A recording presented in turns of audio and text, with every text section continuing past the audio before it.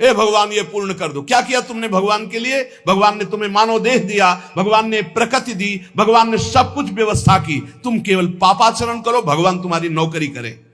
तुम भगवान के अंश हो, भगवान ने तुम्हें देह दिया, भगवान ने प्रकृति दिया, तुम भगवान के लिए क्या कर रहे हो? तुम हमारी समाज के लिए जो भगवान ने रचा है उसके लिए क्या कर रहे हो? अपनी वासनाओं की पूर्ति। तो दंड नहीं भोगोगे और क्या भोगोगे? तुम्हारे गाली देने से भगवान कोई छोटे हो जाएंगे? तुम्हारे थूकने से आकाश गंदा हो जाएगा? तुम कर सकते हो तो सिर्फ अपना बुरा कर सकते हो और कुछ नहीं कर सकते। लिख लो हमारी बात। अगर कुछ भी मंगल हो रहा है तो भगवान के बनाए विधान से मंगल हो रहा है। संत समागम, हरि कथा, नाम जप, भगवत आराधना, ये उनकी कृपा से हो रहा है। तुम कर सकते हो तो शब्द लिख लो, केवल अपना बुरा कर सकते हो, वही बुरा कर रहा है। भगवान को गाली दे रहा है, भगवान को नहीं मान रहा, नास्तिकता बढ़ रही, मनमानी भगवान ने मेरा कर्जा नहीं। कर्जा लेते समय भगवान से पूछा था? कर्जा लेते समय भगवान से विनय की थी?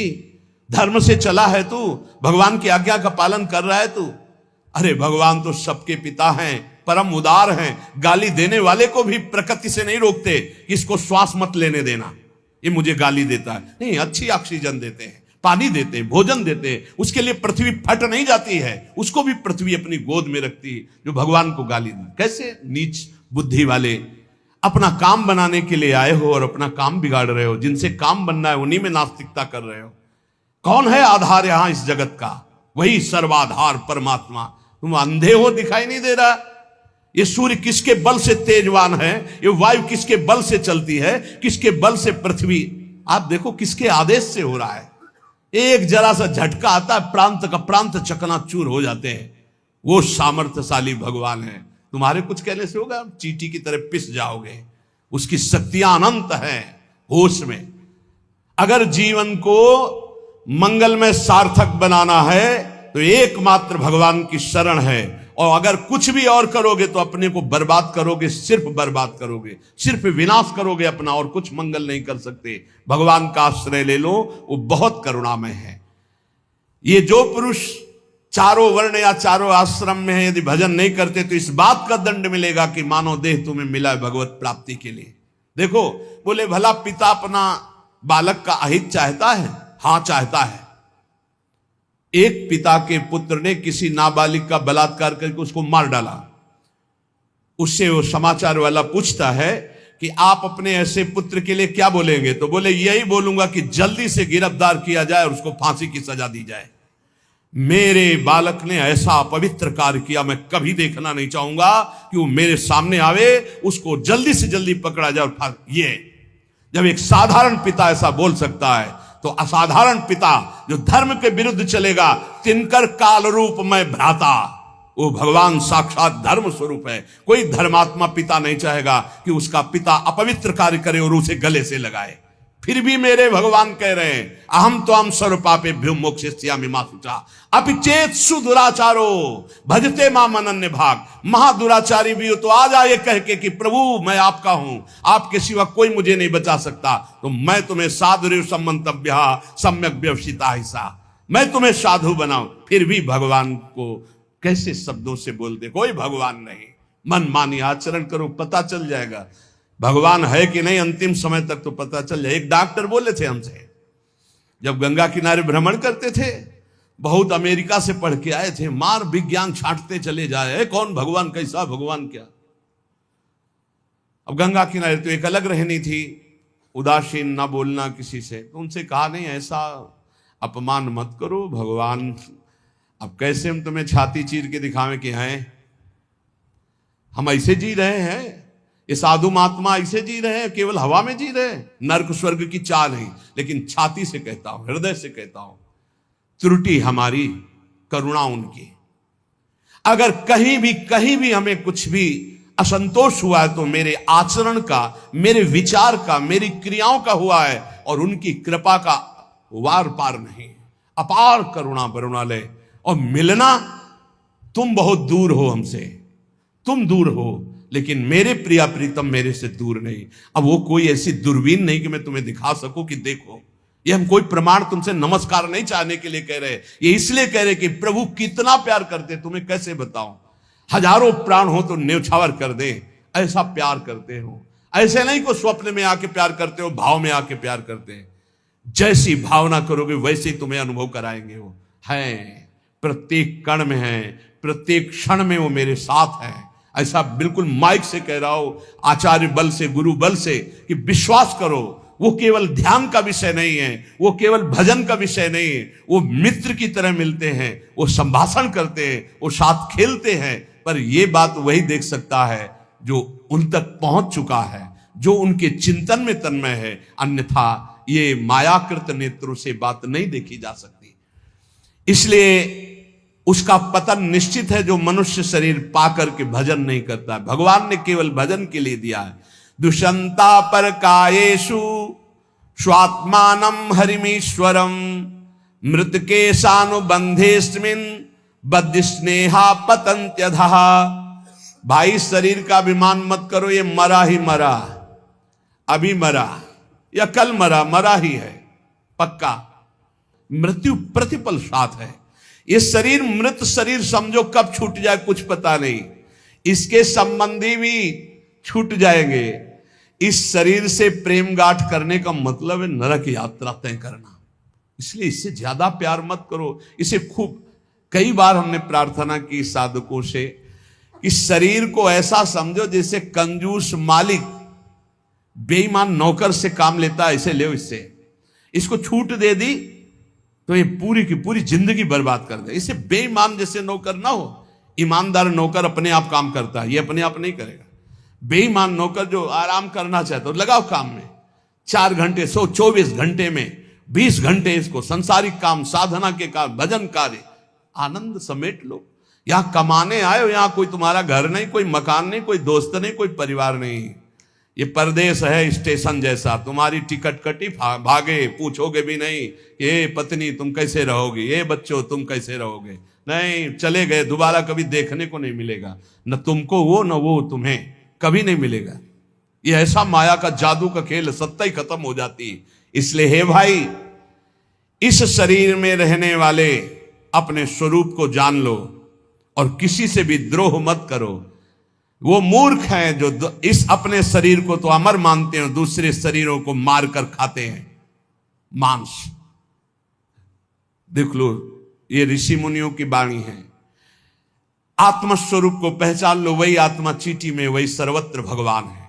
वो मूर्ख हैं जो अपने शरीर को आत्मा मानकर पोषण करते हैं, दूसरे शरीरों की हत्या करके उनका मांस खाते हैं। बोले हम हत्या नहीं करते, हम तो दुकान से ले आते हैं, तो बराबर फल मिलता है। कर्ता, प्रेरक, अनुमोदन, तीनों को बराबर पाप मिलता है। एक जो काट रहा है, एक जो खरीद के ला रहा है, और एक जो बनाकर पका करके खा रहा है, खवा रहा है। तीनों को नरक बराबर दंड मिलेगा। कर्ता, प्रेरक, अनुमोदन। ये कैवल्यम संप्राप्ता ये चातातिश्च मूढ़ताम त्रैवर्गिका क्षणिका आत्मानम घातयन्ति ते। जो लोग ये भगवत प्रदत्त शरीर प्राप्त करके कैवल्य परम पद प्राप्त नहीं कर लेते और ज्ञान बघाड़ते रहते हैं, वो पूरे ज्ञानी भी नहीं है और पूरे मूर्ख भी नहीं है। उनकी बड़ी दुर्दशा होती, ना इधर के रहते ना उधर के रहते, मजरे ढो। सदैव वो अर्थ, काम, वासना इन्हीं में फंसे रहते हैं। एक क्षण के लिए उनको चैन, शांति नहीं मिलती।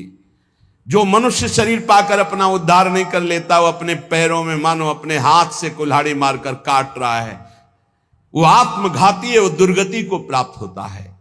एत आत्महनो अशांता अज्ञाने ज्ञान मानिनः सीदंत्य कृत कृत्या वही कालध्वस्त मनोरथा। ऐसे जो ज्ञान बगाड़ते रहते हैं और ब्रह्म बोध नहीं किया, निरंतर भजन नहीं करते, इनको आत्मघाती कहते हैं। जानते हैं पर मानते नहीं हैं। ये इन आत्मघातियों को कभी शांति प्राप्त नहीं होती, इनकी कर्म परंपरा कभी नष्ट नहीं होती। काल भगवान सदा सर्वदा इनके मनोरथों पर पानी फेरते रहते, हृदय की जलन विषाद कभी मिटने को नहीं होती।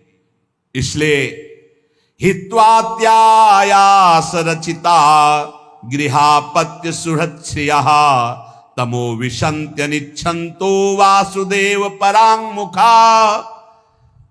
वासुदेव भगवान श्री कृष्ण के चरणों का आश्रय ले लो, उनसे विमुख मत हो। विमुख होकर यदि तुमने धन रुपया पैसा मकान सब समेट भी लिया तो भाई जब जाओगे कुछ साथ नहीं। एक बार कृष्ण कहा, एक बार राम कहा, एक बार राधा कहा, ये सत्य वस्तु तुम्हारे साथ जाएगी। इसलिए बार बार राम राम कृष्ण कृष्ण हरि हरि राधा राधा बोलते हुए अपना काम करो तो तुम्हारा लौकिक भी पुष्ट और पारलौकिक भी पुष्ट हो जाएगा। जो भगवान नाम जप नहीं करता, भगवान से विमुख है, ना चाहने पर भी विवश होकर उसे घोर नरक में जाना पड़ता है। इसलिए सदगति प्राप्त करने के लिए नाम जप अत्यंत आवश्यक है। ये कलिकाल की बड़ी महिमा वर्णन की भगवान व्यास जी ने।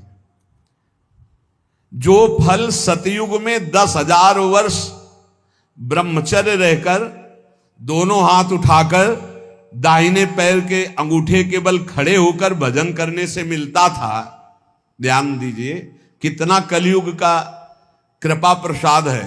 कलयुग को बहुत बुरा कहा जाता है, तो ये बात पक्का समझो, दो पक्ष सब में होते हैं, कृष्ण पक्ष और शुक्ल पक्ष, एक अंधेरे का पक्ष एक प्रकाश का। तो कलयुग में दो पक्ष है। एक अंधेरे का पक्ष अगर भगवान से विमुख हो तो नष्ट कर देगा। यहां कह रहे हैं भगवान महर्षि वेद व्यास देव जी, यत्कृते 10 त्रेतायाम हायनेन तत् द्वापरे तश्च मासेन होरात्रेण तत्कलौ तपसौ ब्रह्मचर्यस्य जपादेश्च फलम द्विजा प्राप्नोति पुरुषस्तेन कलिसाध्यति भासितम। सतयुग में 10,000 वर्ष ब्रह्मचर्य से रहकर दाहिने पैर के बल अंगूठे के खड़े होकर दोनों हाथ उठाकर मंत्र जपने से जो फल मिलता था वह त्रेता में 1 वर्ष ऐसी साधना, द्वापर में 1 मास 1 महीने, और कलयुग में 24 घंटे नाम कीर्तन करने से वो फल प्राप्त हो जाता है। सतयुग में 10,000 वर्ष तक, सोचो कितना बड़ा।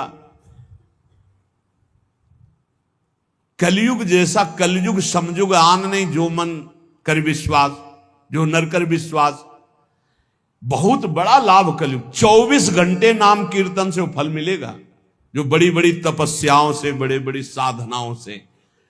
बोले सतयुग बहुत श्रेष्ठ है, द्वापर त्रेता बहुत श्रेष्ठ है, हमें लगता कलयुग बहुत श्रेष्ठ है।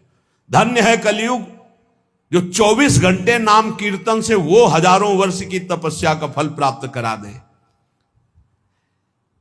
भगवान व्यासदेव जी कहते हैं मैं कलयुग की पूजा करता हूं, मैं उसे सर्वश्रेष्ठ कहा कि सतयुग में ध्यान, त्रेता में यज्ञ, द्वापर में देवार्चन, ध्यायन कृते यजन यज्ञ त्रेतायाम द्वापरेर्चयन यदाप्नोति तदाप्नोति कलौ संकीर्त केशवम। जो सतयुग में ध्यान से, त्रेता में यज्ञ से, द्वापर में पूजा करने से मिलता था, कलयुग में केवल नाम कीर्तन से फल मिल जाता है। इसीलिए नाम संकीर्तनम यस्य सर्व पाप प्रणाशनम। कलयुग में सबसे बड़ी साधना नाम जप करो, नाम कीर्तन करो, लीला चरित्र गाओ, लीला चरित्र सुनो।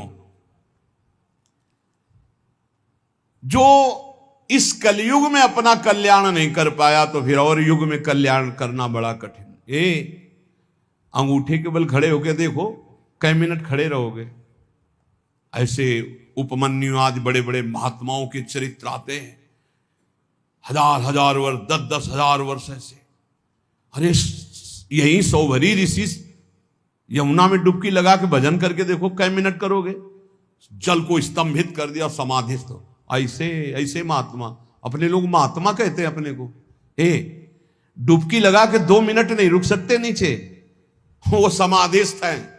मछली को देख के 50 ब्याह करते हो, तुम मोबाइल में देख के क्या करोगे, तुम्हारे हो क्या होगा। इसीलिए बहुत होश में, कलयुग में बहुत महानता है भगवत प्राप्ति की, बहुत सुविधा है भगवत प्राप्ति की। होश में हो जाओ तो, पर ये होश रहने नहीं देता। ये किसके होश उड़ाता है, इसका प्रवेश कहां है, बता चुके कई बार। मदिरा पान करने वाला, मांस खाने वाला, पराई स्त्री से व्यभिचार करने वाला और स्वर्ण चोरी करने वाला, जुआ खेलने वाला, छल, झूठ, कपट, रजोगुण, ये सब इसके स्थान है। नाम जप करो, पवित्र भगवत प्रसाद पाओ। कहां कलयुग है? आनंद ही आनंद। बोलो यहां कितनी देर कलयुग लगा तुम्हारे ऊपर? आनंद ही आनंद है। कलयुग समझुग आन नहीं, जो नर कर विश्वास, गाय राम गुण गण विमल, भवबिन तरह प्रयास। कितना बड़े कलयुग केवल नाम आधारा, कोई बात और हो ना हो, राधा राधा राधा, पार हो गए। सुखस्यांतरम दुखम, दुखस्यांतरम सुखम, पर्यायेणोपसर्पन्ते नरम नेमि मरा इव। भाई, जैसे रात के बाद दिन आता है, दिन के बाद रात आती है, ऐसे तुम सुख में हो तो दुख आने वाला है, तैयार हो जाओ। और दुख में हो तो सुख आने वाला है। सुखम श्यांतरम दुखम, दुख श्यांतरम सुखम, भगवान व्यासदेव जी कह रहे। ये पक्का तुम्हारे पूरे जीवन क्रम लगा रहेगा, क्योंकि तुम्हारा प्रारब्ध रच चुका है। सुख के बाद दुख, दुख के बाद सुख, ऐसा चलेगा। ये चक्र की तरह चलता रहता है। इसलिए तुम सुख में फूलो नहीं और दुख में प्रभु को भूलो नहीं। नाम जप निरंतर करो तो सुख दुख से परे हो जाओगे। जातस्य नियतो मृत्यु पतनम च तथोन्नते, विप्रयोगावसानस्तु संयोगा संचयः क्षयः, विज्ञायना बुधा शोकम न हर्षमुपयान्ति ये, तेषामेवेतरे चेष्टाम शिक्षन्ता सन्ति तादृशा। हे भाई, मेरी बात सत्य मान लीजिए। जातस्य नियतो मृत्यु, तुम्हारा शरीर जन्म लिया है ना, मरेगा पक्का। कल एकांतिक में एक भाई से पूछा, प्रश्न कर रहे थे, भाई तुम्हें कभी आता है कि मरोगे? बोले नहीं। हमारा सत्संग सुनना रोज मिलेगा ये आपको। सत्संग में एक बार तो रोज आएगा कि तुम मरोगे, नहीं आएगा? रोज आता है। आपका तो अभ्यास बन गया होगा सुनने का कि मरने वाली बात तो रोज आती है। यही हमको संभालेगी, क्योंकि जाना है। जो संभलते नहीं हैं वो लड़खड़ा के गिर जाते हैं। रोज संभलना है, मरना है। जातस्य नियतो मृत्यु पतनम च तथोन्नति। अगर शरीर जन्मा है तो मरेगा आज, नहीं तो कल तैयार हो जाओ। जाना है, जाना है। कब जाना है पता नहीं है। फांसी वाले को तो समय बता दिया जाता है कि कल 12 बजे होगी, अपने को अपना ये भी समय नहीं पता है, पता नहीं कब जाना है। उसे पता हो जाए तो अच्छा रहता है। सब डर जाते कि इतना रह गए। बर्थडे कोई तो मनाता नहीं, शोक डे जरूर मनाता, लेकिन अब पता नहीं इसलिए बर्थडे मना रहे हैं। वैसे तो नहीं मनाना है, नहीं मनाना है। मनाना है गुरु प्रदत्त जन्मदिन। जिस दिन से दीक्षा हुई वही दिन हमारा सार्थक है। और यदि मनाना है तो नाम कीर्तन करके मनाना है। बर्थडे कैसे मनाया जाता है जानते हो? प्रिया प्रीतम को विराजमान करो, श्रृंगार करो, ब्याहुला करो और रात भर कीर्तन करो और खूब सबको पकवान पवाओ और जय जयकार लगाओ। हम कह रहे रोज बर्थडे मनाओ, बहुत बढ़िया है भैया। इस तरह का बर्थडे, इस तरह का बर्थडे। खोल रहे हैं शराब, गंदी गंदी सब खान पान और नाच रहे हैं, और ये कोई बर्थडे? समय नष्ट कर रहे हैं। कितना कीमती, राधा राधा राधा, कितना कीमती समय आप कैसे नष्ट करो? बहुत लोभ लगता है। इतना कीमती, एक श्वास खरीद नहीं सकते 50 वर्ष की कमाई में। 50 वर्ष की कमाई की जो श्वासें तुमने व्यर्थ की, सब श्वासों के द्वारा जो आपने धन एकत्रित किया, एक श्वास नहीं खरीद सकते। ऐसा कीमती श्वास राधा राधा। कह रहे हैं नित्य ये ध्यान रखो कि शरीर जन्मा है तो मरेगा।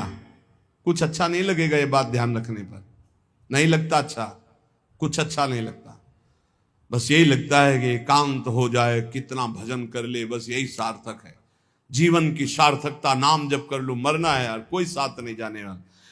और आपको अनुभव की बात बता रहे, सब अपने लिए तुमसे प्यार करते, तुम्हारे लिए कोई प्यार नहीं करते। किसी ने हमसे कहा कि आपको तो बहुत लोग प्यार करते हैं। हम कहा आपकी नजर में, हमारी नजर में नहीं। वो कहा क्यों, आपको ऐसा क्यों नहीं लगता? हम कहा हमें इसलिए नहीं लगता कि सब अपने लिए हमें प्यार करते हैं। हमारे लिए तो प्रिया जो प्यार करती है, सिर्फ प्रिया जो, वो हमारे लिए प्यार करती है। सब अपने लिए हमारे लिए नहीं। हमारे लिए तो प्यार करते तो पहले भी प्यार होता ना, नहीं हुआ। हमारे लिए तो प्रिया जो पहले भी प्यार करती थी अब भी प्यार करती है, और वो करती ही रहेंगी क्योंकि उनका स्वभाव है ऐसा। संसार का प्यार भगवत समर्पण करने के लिए हमें मिल रहा है। आपका प्यार लिया प्रियाजू के चरणों में समर्पित, हमारे लिए नहीं, हमारी प्रियाजू के लिए। हमारे लिए प्यार सिर्फ हमारी प्रियाजू का है। आप प्यार करते हैं प्रियाजू के लिए, आप प्यार करते हैं, उस प्यार को प्रियाजू के चरणों में हम चढ़ाते हैं। वो प्यार मेरे लिए नहीं, वो प्रियाजू के लिए, जिससे आपको प्रियाजू कृपा करके प्यार करें, आपका दुख नाश करके परम सुख प्रदान करें। तो हे भाई, जिसका जन्म हुआ उसकी मृत्यु निश्चित है, और जिसकी आज उन्नति है कल उसकी मृत्यु, उसका विनाश, उसका पतन, यही खेल है मृत्यु लोक का। ये बात परसों सत्संग में कही थी। पहले ये नहीं था और बाद में भी ये नहीं रहेगा। हे अर्जुन, ये बीच में दिखाई दे रहा है, इसलिए इस पर विश्वास नहीं। कभी भी उन्नति को उन्नति रूप में स्थायी कहीं नहीं पाया गया, वो अवनति में आई। कभी भी अवनति सदैव अवनति नहीं बनी रहती, वो उन्नति को प्राप्त होती। एक चक्र चल रहा है, इसलिए अभिमान मत करो, फूलो मत, निरंतर भजन परायण रहो। मोहाद अधर्मः या कृत्वा पुनः समनुत्तप्यते, मना समाधि संयुक्तो नशा सेवते दुष्कृतम। ये जो मोहवश अपने शरीर को अविनाशी मान करके पापाचरण करते हैं, ये सच्चे हृदय से प्रायश्चित कर ले, नहीं तो नष्ट हो जाएंगे। हर पाप बम की तरह जमा हो रहा है तुम्हारा, जब फूटेगा ना बिल्कुल नष्ट कर देगा, किसी काम का नहीं रखेगा। जो जो तुम जान रहे हो कि पाप हो रहे हैं, इनका फटाफट प्रायश्चित कर लो। पाठ के द्वारा, भजन के द्वारा, संत महापुरुषों की सलाह के द्वारा उनको नष्ट कर दो, नहीं वो जब वृक्ष रूप हो जाएंगे तब फिर तुम नष्ट नहीं कर पाओगे। एकाग्रता पूर्वक देखो तुमसे कौन कौन पाप हो रहे हैं, वर्तमान में कौन कौन पाप हुए हैं, उन पापों का क्या प्रायश्चित है, उनका प्रायश्चित कर लो। यथा यथा मनस्तस्य दुष्कृतम कर्म गर्हते, तथा तथा शरीरम तु तेना धर्मेण मुच्यते। जैसे जैसे आप जलोगे अंदर से, अरे कैसे पाप हो गया, कैसे हटे, हे भगवान मैं बहुत परेशान हूं, ये नीच मन मुझे बहुत जला रहा, रो लिया, पाप नष्ट हो गया। ड्रामा नहीं, असलियत में जैसे जैसे तुम उस पाप कर्म की निंदा करोगे अंदर से, धिक्कार है, धिक्कार है, कैसे हो गया मेरे से, प्रभु कैसे हो गया, नाथ मुझे बचाओ, ये अंदर जलोगे तो कह रहे हैं वो पाप कर्म नष्ट होना प्रारंभ हो गया। त्यों तुम्हारा शरीर निर्मल होना शुरू हो जाएगा। और यदि प्रायश्चित नहीं किया तो शरीर दंड मिलेगा। इसीलिए जैसे कोई तुम्हारी निंदा कर रहा है, कोई तुम्हारा अपमान कर रहा है, तुम्हारा मन जल रहा, सह लो, तुम्हारे पाप नष्ट कर रहा है वो। बड़ी कृपा है उसकी हमारे ऊपर कि बिना शारीरिक दंड के वो मन को जला करके हमारे पापों को भस्म कर देता है। यदि आपने प्रायश्चित नहीं किया, आपने पाठ जप तप के द्वारा पाप को नष्ट नहीं किया, तो वो दंड देगा। एक और उपाय बता रहे हैं, यदि विप्रा कथयते विप्राणाम धर्मवादिनाम ततो अधर्म कृतान क्षिप्रम अपराधात प्रमुच्यते। यदि ब्रह्म ऋषि कोई महात्मा, एक तो सुनेंगे ही नहीं, और यदि वो आपकी बातें सुन लें कि आप उनसे कह दें कि मैंने ये पाप किया है, अब इसका क्या प्रायश्चित है, यदि वो कह दे जाओ ऐसा कर लो, तो उसी कृत्य से आपका सारा पाप नष्ट हो जाएगा। अगर वो ये कहते हैं अरे कुछ नहीं करना, सब ठीक हो जाएगा, जाओ, बिना कुछ किए सारे पाप नष्ट हो जाएंगे। इतनी महिमा गुरुदेव की, ब्रह्म ऋषियों की। यदि विप्राह कथयते विप्राणाम धर्मवादिनाम ततो अधर्म कृतात विप्र अपराधात प्रमुच्यते। वो अपराध रहित हो जाएगा। अगर वो कह दे जाओ जाओ, अच्छा कुछ नहीं, सब ठीक हो जाएगा, बिल्कुल उसका कोई प्रायश्चित नहीं करना पड़ेगा और कोई कर्म वो दंड नहीं देगा, पर दोबारा नहीं होना चाहिए। एक ध्यान रखिए, क्षमा उसी का होता है जो पुनः नहीं करता हो। अगर पुनः करता है तो फिर वो मिल जाता है। प्राण यात्रा निमित्तम च व्यंगरे भुक्तवज्जने काले प्रशस्त वर्णानाम भिक्षार्थी पर्यटेत गृहान। विरक्त उपासक को चाहिए कि अपने जीवन यापन के लिए केवल उतनी ही भिक्षा ग्रहण करे जिससे पेट पोषण हो जाए, बस। ये आप लोगों के लिए बहुत बढ़िया है। देखो, किसी से मांगना नहीं, कोई संग्रह नहीं, कोई परिग्रह नहीं। रोज का रोज जो श्री जी का प्रसाद खाओ, रात दिन भजन करो। काहे प्रपंच में फंसते हो? ये रुपया, ये मोबाइल, ये संसारी लोगों से मिलना जुलना, ये गुरु कृपा से ही बचा जा सकता है, अन्यथा भारी प्रपंच है। रुपये में एक भारी दोष है, 99 का चक्कर नहीं हटता रुपये में, ये भारी दोष है। 100 जमा हुए तो 110, 120, 130 जमा करते करते मर गया, चवन्नी खर्चा नहीं किया, नरक गया। बहुत बहुत विचित्र है। भगवान बचावे। जैसे कंचन दलदल, वैसे कामिनी दलदल, वैसे कीर्ति दलदल। इन दलदलों में जो गिरा तो गुरु कृपा बचाए तो बचाए, नहीं निकल पाना मुश्किल है। बहुत खतरे का दलदल है, ऊपर से एकदम रोड जैसा दिखाई देता है और गए तो बस निकलने लायक नहीं रहोगे। कंचन कामिनी कीर्ति का दलदल। जीवन निर्वाह के लिए बस उदर में डाल लो, खूब डट के भजन करो, भगवत प्राप्त हो जाओ। जितना कम से काम चला लो उतना ही अपना भजन बचा लो। एक बार गिरिराज जी में जब पूज्य पंडित गया प्रसाद जी की समाधि, तो गुरुदेव भगवान ने कहा, इनका प्रकाश जानते हो क्यों हुआ? 45 वर्ष की अवस्था में गिरिराज जी महाराज के समीप विरक्त होके रहे, पर जिस दिन से विरक्त हुए उस दिन से कभी पैसा नहीं छुआ बाबा ने, कभी बाबा ने स्त्री स्पर्श नहीं किया, कभी बाबा ने प्रणाम नमस्कार स्वीकार नहीं किया। कंचन कामिनी कीर्ति तीनों पर विजय प्राप्त की हुई होने के कारण बहुत जल्द 45 वर्ष गृहस्थी में रहे, बहुत जल्दी इतना प्रकाश हुआ वैराग्य का। भाई जी जब पधारे थे तो बाबा को ऐसे दिव्य देह में दिखाई दे रहा था, भाई जी जा रहे, पंडित गया प्रसाद जी महाराज। एक काहे को अपना भजन बिगाड़ो? गुरु कृपा से भरण पोषण हो रहा, चकाचक खूब भजन एकत्रित करो। जितने से उदर पोषण हो जाए उतने ही भोजन पर अधिकार रखो, खूब भजन करो। भिक्षान्न है ये, आकाश वृत्ति से यहां आता है, वैसे भी भिक्षा तेहरा से मांग के रोटी लाई जाती। खूब भजन करो भाई यार, डट के। भजन ही जीवन का सार है। भिक्षा मिले तो हर्ष और ना मिले तो शोक ना करे। यहां ना मिलने का तो सवाल ही नहीं रह गया, वो तो अपने लोगों के जीवन में था। गंगा किनारे कई कई दिन जब गंगा जल से केवल उदर पोषण हुआ, और जैसे कोई बारी लगाने वाले ऐसे टिफिन खोल रहे हैं और अपना पार हैं, तो ऐसे दृष्टि जाती तो मन कहता बड़े भाग्य हैं उसके, ऐसा जीवन रहा है। बोले किसी के भी प्रति ना आदर सत्कार मिलने पर प्रियता और ना अपमान घृणा होने पर नफरत। मान लो कोई हमारा अपमान कर रहा है, घृणा कर रहा है, तो हमारे अंदर नफरत ना आवे उसके लिए। कोई बड़ा आदर सत्कार कर रहा है तो कोई प्रियता ना आवे। ऐसे भगवत मार्ग में रोज का रोज ये अमृत में वचन सुन रहे हो, ये बहुत अमृत प्राप्ति कराने वाले हैं। यदा यदा ही पाखंड वृत्ति रत्रोपलक्ष्यते तदा तदा कलेर बुद्धि रनुमेया विचक्षणे।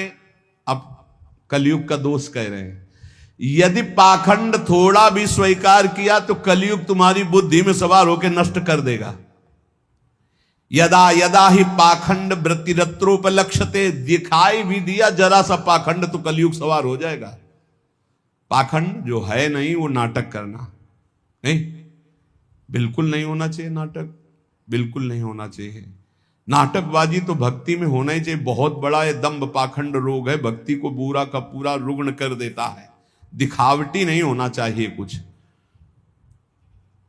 प्रभु सब कुछ जानते हैं यार, किसको दिखाना है, क्या दिखा। अच्छा सामने वाला दे भी देगा तो क्या, प्रणाम नमस्कार रुपया पैसा, इसके लिए भक्ति ही कर रहे हो तो हरि लक्ष्मी पति, दूसरे से क्या चाहिए।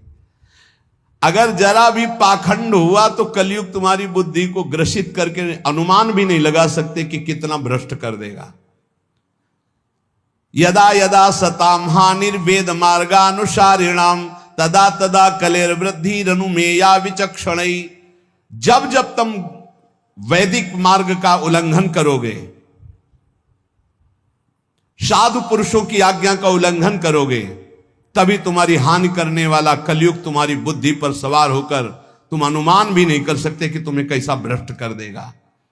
प्रारंभाश्चा वशीदंती यदा धर्म कृताम नृणाम तदानुमेयम प्रधान्यम कलेर विप्रा विचक्षण।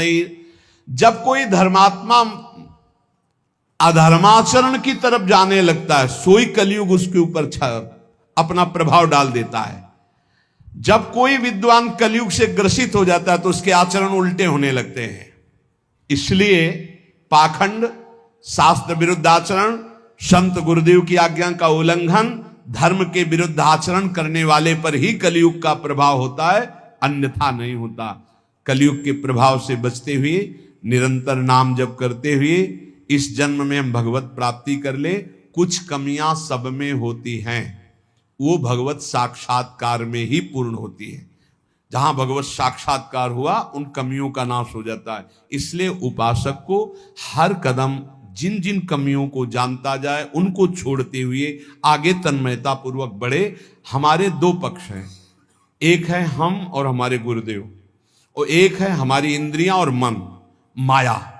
ये हमको गिराने की चेष्टा करती है और गुरुदेव हमको जो उपदेश करते हैं वो इन पर विजय प्राप्त कराने। कभी कभी इनका पक्ष जोर हो जाता है और हम हार जाते हैं, तो हमें निराश नहीं होना। हमें ठीक जैसी आज्ञा वैसे ही चले तो फिर हम बलवान होकर जीत जाएंगे। और इस जन्म में मुझे भगवत प्राप्ति करना ही, किसी भी तरह रुकना तो है नहीं। हम चाहे जितना कीचड़ में सन जाए, हमें रुकना नहीं, हमें चलना ही चलना है। क्योंकि ये शरीर छूटा तो अब और किसी शरीर में भगवत भजन बने ऐसी कोई संभावना नहीं। बड़ा डर लगता है। अब इस शरीर से भजन करके भगवत प्राप्ति करना ही है। इसलिए सबसे प्रार्थना है, भजन का तात्पर्य है नाम जप, राधा राधा राधा। कोई पैसा नहीं लगता, कोई मेहनत नहीं, धीरे धीरे जबान हिलाओ, राधा राधा राधा, अपना कार्य करते रहो। इसी से भगवत प्राप्ति हो जाएगी। श्री राधा वल्लभ लाल की।